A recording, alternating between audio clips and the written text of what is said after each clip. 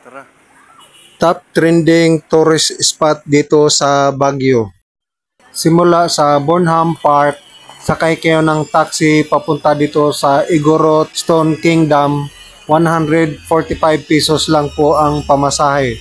So tara, let's go. Samahan niyo po ako mag-explore po dito sa sikat na tourist spot sa Igorot Stone Kingdom.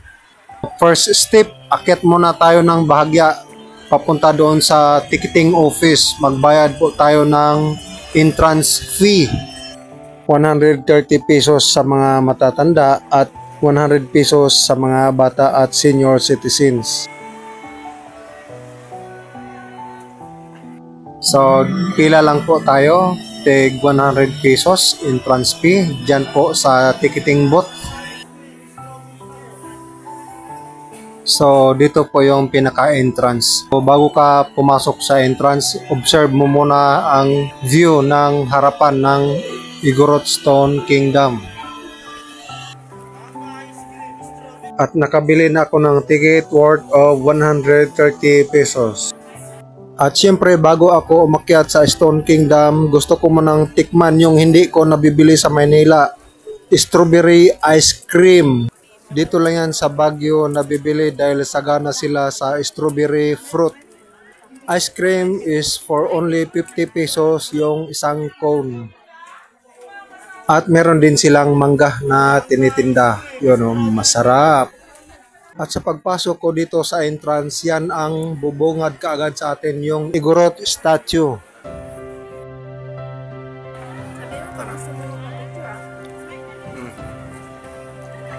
Marami ng tao. Cute naman.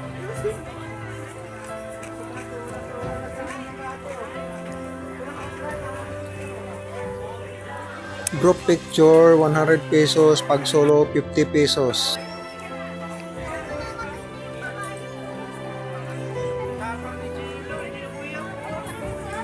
Ayun o, cowgirl ang dating. Yung ibang mga turista na pumupunta dito, sinusulit na talaga nila. Magpa-picture sila para merong souvenir.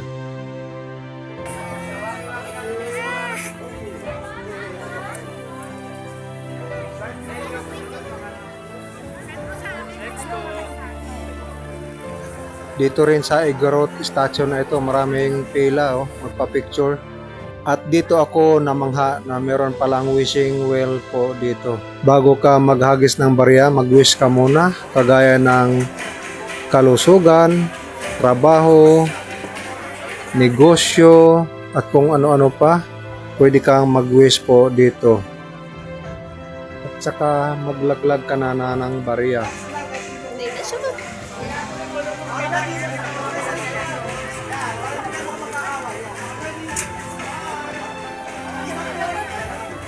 At unti-unti nang daragsaan ang mga tao na mga turista at mag-ikot-ikot dito sa loob ng Igorot Stone Kingdom. Dito sa loob ng Igorot Stone Kingdom may mga souvenirs na nabibili at yung iba nagre-renta ng Igorot costume. At dito sa bandang kaliwa may mapapansin kang talambuhay ng puting kalabaw. At manood tayo ng ethnic dance ng mga Igorot.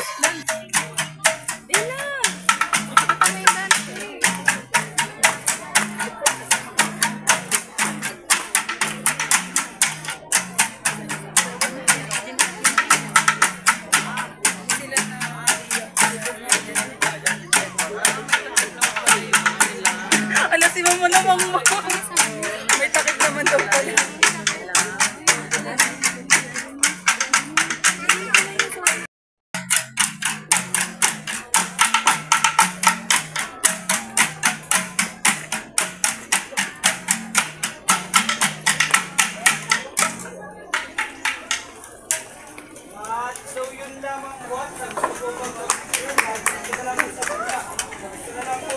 That's all folks for Igorot ethnic dancing.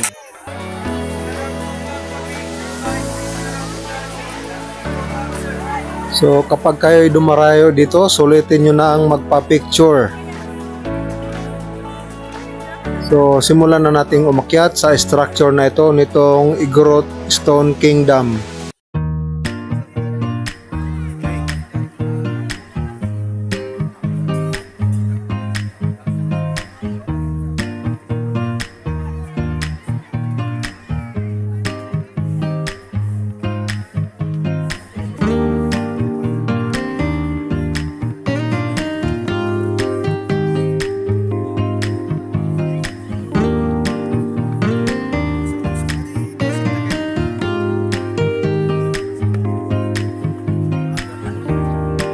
At pagdating dito sa mid-level, may nakita tayong artist. At ang kakaibang talento ng isang PWD na si Mark Agcauli. Napakagaling mag-drawing gamit ang kanang paa.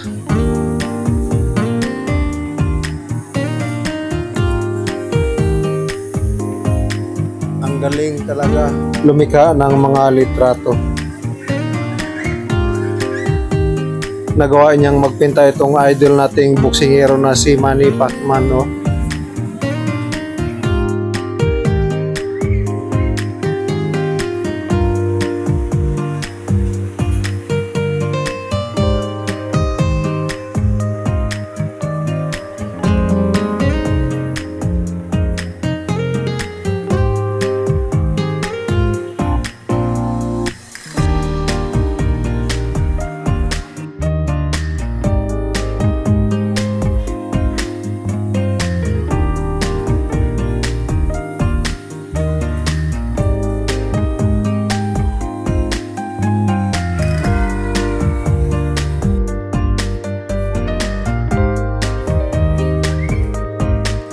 Guys, pasukin natin dito sa tunnel kung anong meron po sa ilalim.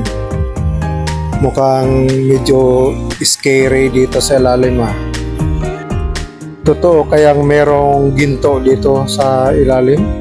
Sadyang hinukay po dito at nilagyan ng ilaw.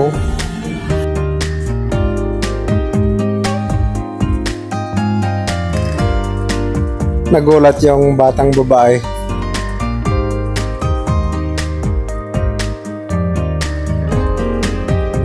So, lagusan lang pala ito. Meron ding exit.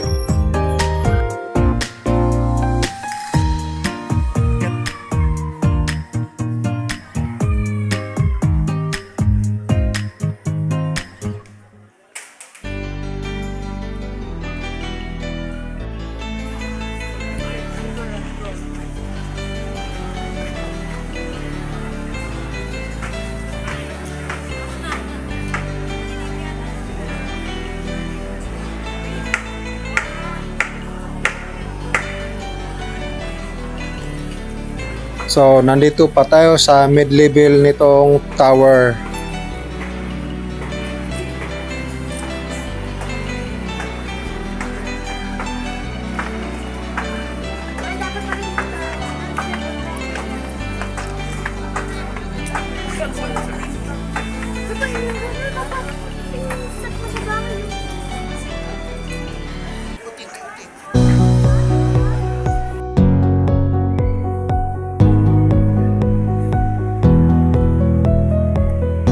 Aakyatin pa natin yung pinakatuktok sa golden statue.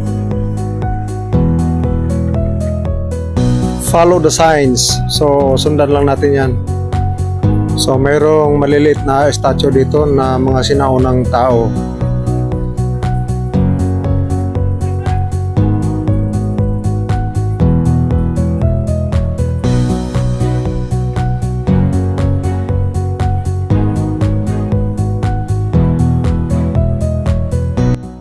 At pagdating dito sa food court area, may mga choices na mga pagkain. Kapag kayo'y nagutom sa kakaakyat, meron po dito mga pagkain na merong pang almusal, pananghalian at meron ding pang dinner na mga pagkain. At meron ding milk tea. At kapag kayo'y napunta dito, sulitin nyo na yung pagkakataon.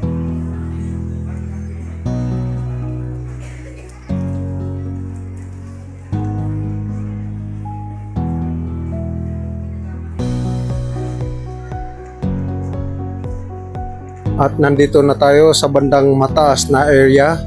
At meron pa tayong aakyatin sa pangpalapag na makikita mo yung panoramic view sa pinakamataas dito sa may Golden Statue sa susunod na palapag.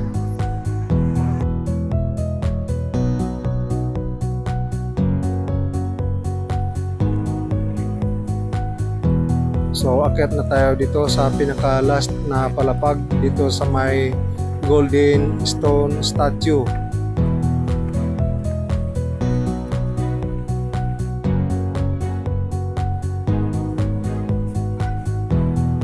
At nagulat ako, meron pa pala talagang isang last na palapag dito sa may pinakatuktok.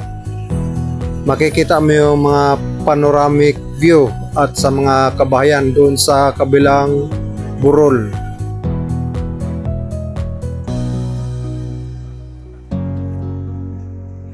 Ang dami pa palang nakatira doon sa kabilang burol, mga bahay.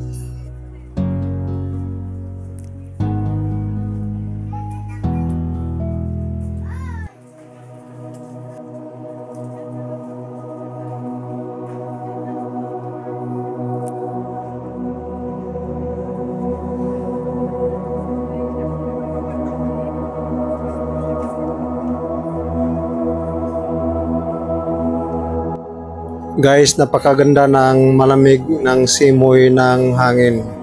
Nakakawala ng stress at ang layo ng iyong mga matatanaw.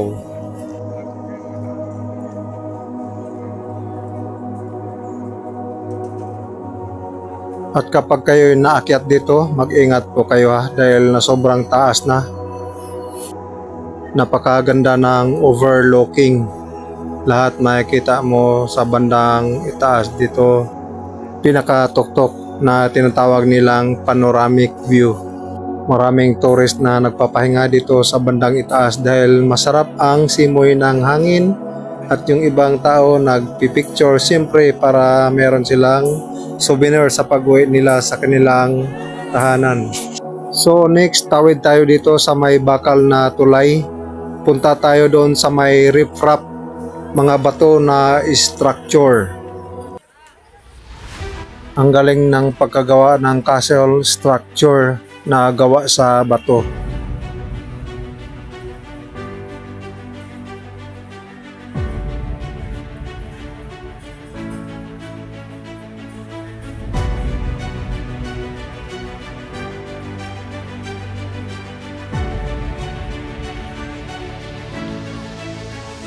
Tsaka pansin itong stone layers na gawa mismo ng tao. Dito po sa Stone Kingdom ay mayroon pong espasyo na 6,000 square meters at napapalibutan ng matatangkad na mga punong kahoy.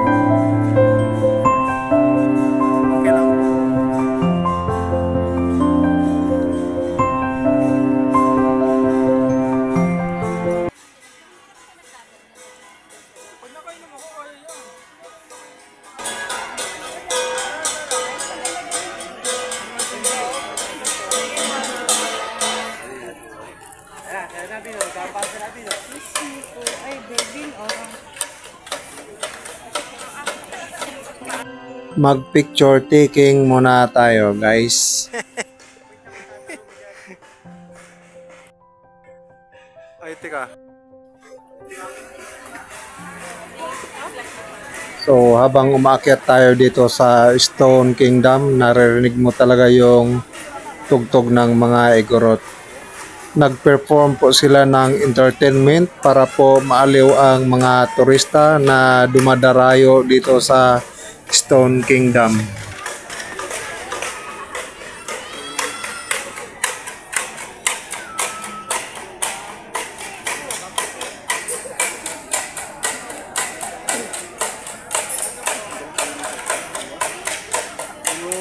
Ang kulit kaya ng Igorot wedding dito po. Igorot wedding.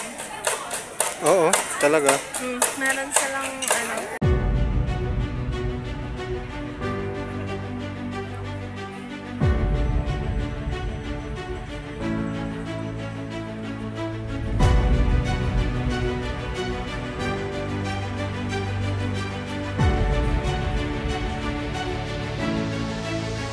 Guys, doon po tayo galing sa kabilang tower at tumawid lang po tayo dito sa may riprap na ginawang stone castle.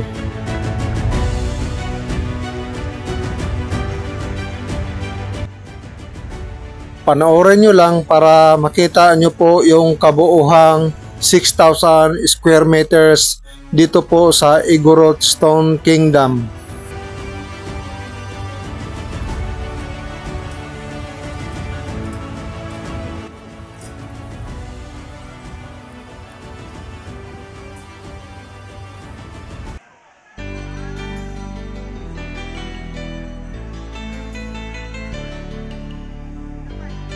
Matarik po yung hagdan kaya mawak po kayo sa railings pag kayo po ay bumaba. Mag-ingat po kayo para iwas disgrasya.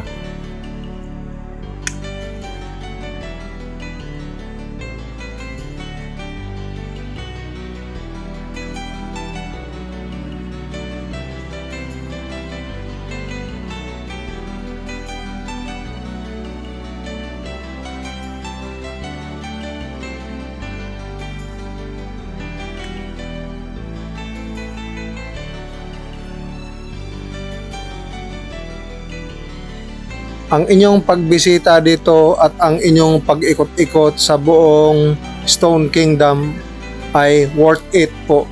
Talagang pinaka the best experience po dito sa Baguio City.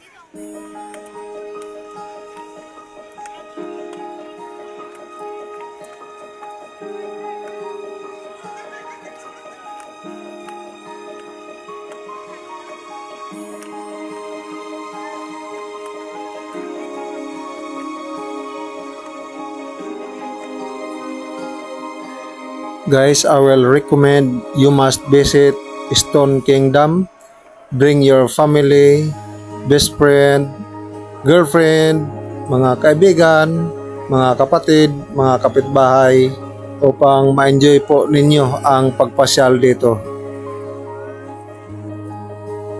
At ito pang isa pang magandang dapat i-experience yung magpa-picture ka sa statue na walang ulo. Ikaw ang pipwesto para magkaroon ng ulo.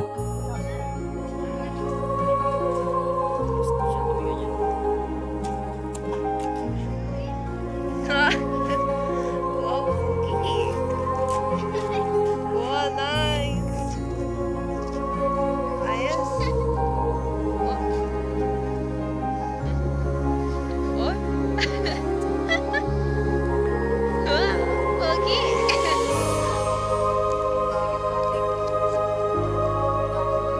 Picture? Okay.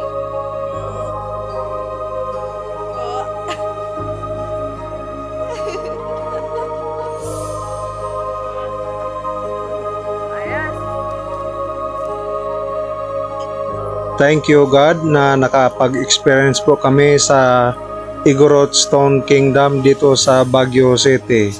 So very meaningful po ang pagpasyal po dito.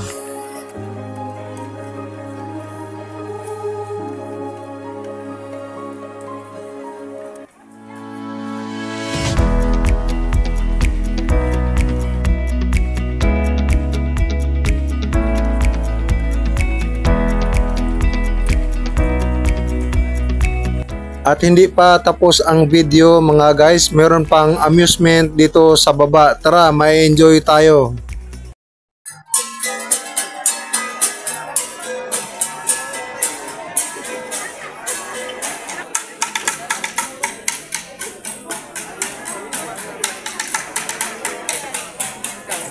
Ano mo lang friend?